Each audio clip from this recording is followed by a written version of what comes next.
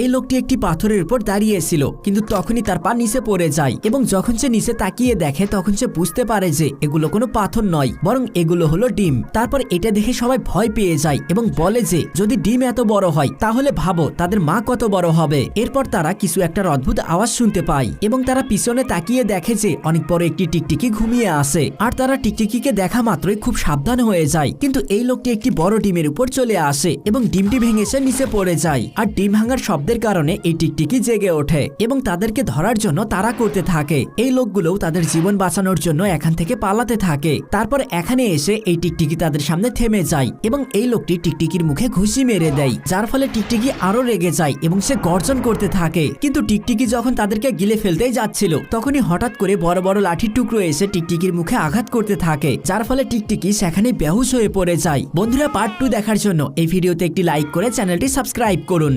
এই লোকটি